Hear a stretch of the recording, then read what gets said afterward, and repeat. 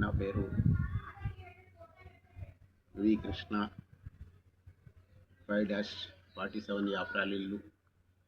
నా phone number 9885790028. మన తెలంగాణ రాష్ట్రం కోసం చెప్తున్నాను.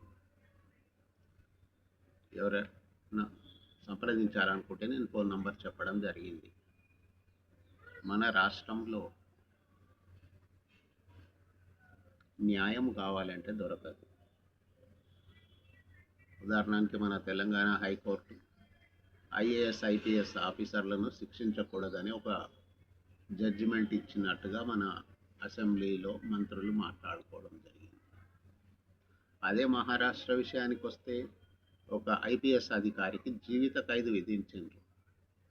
తమిళనాడులో పోలీసులకు శిక్షలు విధించిండ్రు. కానీ తెలంగాణలో ఎన్ని సాక్ష్యాలు ఉన్నా మాత్రం ధనవంతులకు అధికారులకు శిక్షలు పడవు.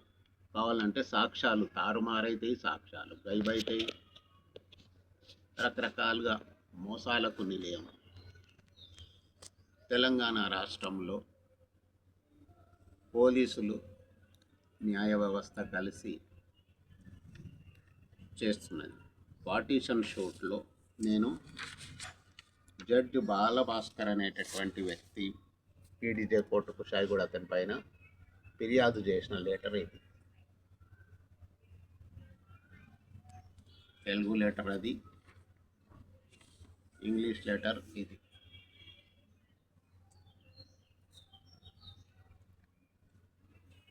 కోట్లాది రూపాయల లంచాలు తీసుకొని ఆ విధంగా తప్పుడు జడ్జిమెంట్లు ఇస్తున్నారు, కేసులు డిస్మిస్ చేస్తున్నారు. చట్టాలు తెలియకుంటే ఉద్యోగం వదిలేసిపోవాలి, కానీ అమ్ముడు పోయి తప్పుడు జడ్జిమెంట్లు ఇవ్వడము, కేసు డిస్మిస్లు చేయడము, ఫార్వర్డ్ చేయడము మాత్రమే చేస్తున్నారు. ఆ మాత్రం దానికి వీళ్ళకు ఉద్యోగం అవసరమా? సమస్యలు పెంచడానికేనా వీళ్ళున్నదని నేను అడుగుతున్నాను. అంతేకాదు, మీకు ఇంకొక సాక్ష్యం చూపిస్తున్నా. ఇది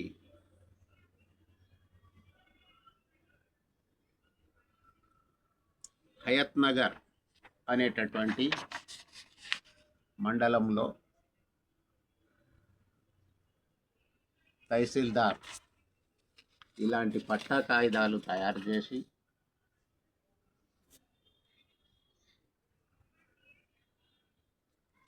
దీంట్లో ఏం రాసున్నదంటే B628/92/78 అని రాసింది. వీళ్ళు ఎప్పుడు అనుకుంటే అప్పుడు పాత డేట్లతో కూడా పట్టా తయారు చేస్తారు. ఈ పట్టా కాగితం ఎవరి పేరు మీద ఉంది? R Veer Kumar, son of Ramaswamy, Medipalli, survey number 136, survey number 103 అని ఉన్నది. 120 గజాలని దీంట్లో రాసి ఉన్నది. ఎవరు ప్రభుత్వానికి ఇల్లు లేదని దరఖాస్తు చేయలేదు, ఏం లేదు. తహసీల్దార్లు ఈ విధమైన పట్టా కాగితాలు తయారు చేసి బ్రోకర్ల ద్వారా ప్రభుత్వ భూమిని అమ్ముకుంటున్నారు తెలంగాణలో. 40 సంవత్సరాల సంధి పోలీసులు, జడ్జీలు ఎంతోమంది నన్ను పిలిచి క్రాస్ ఎగ్జామ్ చేసి రకరకాలుగా వేధిస్తున్నారు. తప్పితే నేరస్తులకు ఈ రోజు వరకు పిలవలేదు, నేరస్తులను ప్రశ్నించలేదు. మన రాష్ట్రంలో నేరస్తులను ప్రశ్నించరు. మన దగ్గర సాక్ష్యాలు ఉండకుండా చేసి మనం చేసిన దరఖాస్తులను సైతము నేరస్తులకు అమ్ముకుంటారు. అంటే వాళ్ళకు డైరెక్ట్గా ఇచ్చేస్తారు. దాన్ని చూపించి భయపెట్టి ఎక్కువ డబ్బు గుంజడానికి మాత్రమే.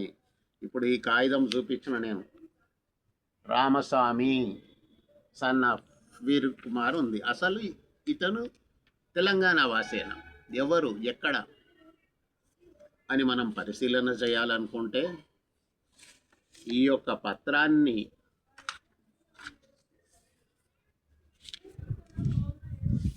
ఈ కేసులో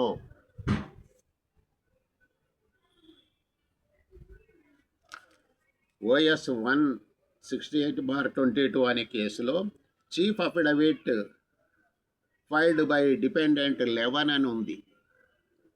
ఈ డిపెండెంట్ 11 అనే వ్యక్తి ఒక పెద్ద న్యాయవాది, పేరు పోసిన న్యాయవాది, తెలంగాణలోనే పేరు అతనికి.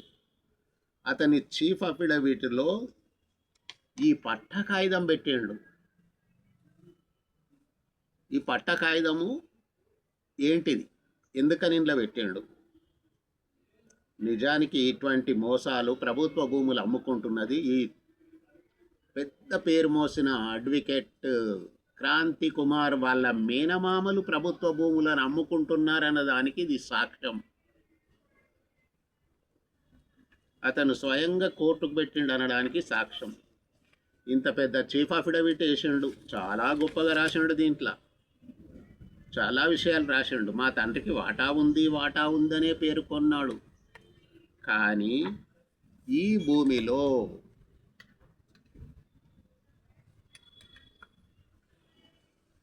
ఇనాం భూములు కొన్నారు. ఇనాం భూములు ఎవరు కొన్నా అవి చెల్లుబాటు కావని రాయలేదు. ఒక ఎన్ఆర్ఐ భారతదేశంలో వ్యవసాయ భూములు కొనడానికి చట్టమే లేదు, కొన్నా అవి చెల్లవు. అలాంటి డాక్యుమెంట్లు దీనిలో సమర్పించినారు D12, D6 అండ్ D19. వాళ్ళకు వ్యతిరేకంగా ఏమి రాయలేదు. ఆ పత్రాలే చెల్లవు, చెల్లని పత్రాలతోని కోర్టును మోసగిస్తున్నారని ఎక్కడ రాయలే వాళ్ళకు వ్యతిరేకంగా.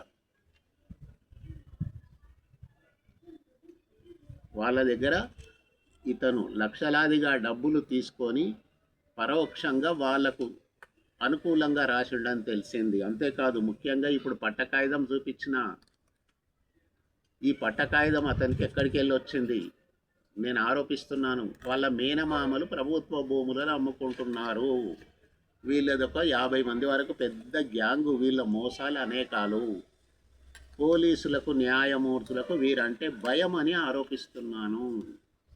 ఏది పరిగణలోకి తీసుకోరు అని తెలియజేస్తున్నాను. ప్రభుత్వం కానీ వీళ్ళ కోసం ప్రత్యేకంగా పోలీసులు చర్యలు తీసుకోరు. పోలీసులకు భయం, న్యాయస్థానాలకు భయం అని నా ఆరోపణ.